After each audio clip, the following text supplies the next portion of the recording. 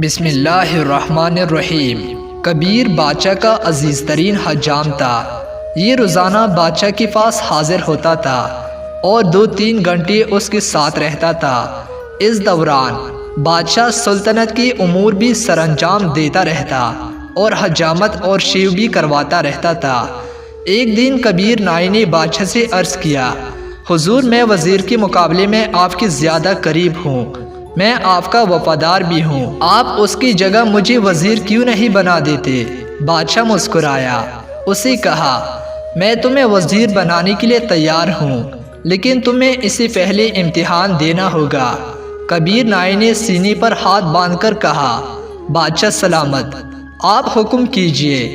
بادشاہ بولا، بندرگاہ پر ایک بحری جہاز آیا ہے، مجھے اس کے بارے میں معلومات لا کر دو۔ نائی با کر بندرگاہ پر گیا اور واپس آ کر بولا، جی جہاز وہاں کڑا ہے۔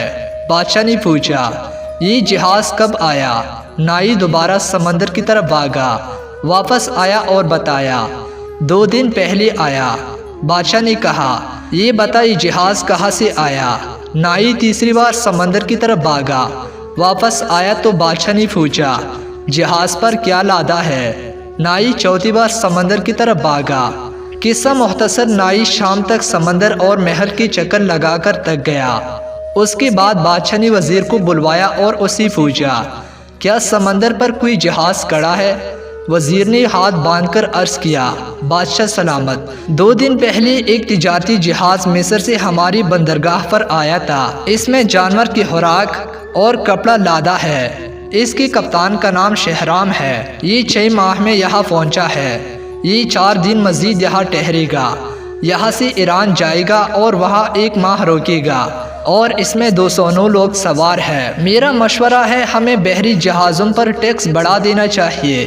بادشاہ نے سن کر کبیر حجام کی طرف دیکھا اور اسے پوچھا، کیا تمہیں حجام اور وزیر کا فرق معلوم ہوا؟ حجام نے چھپ چھاپ اسطرا اٹھایا اور عرض کیا، جناب، نائی نائی ہوتا ہے اور وزیر وزیر ہوتا ہے، اس لیے کہتے ہیں جس کا کام اسی کو سانجھے۔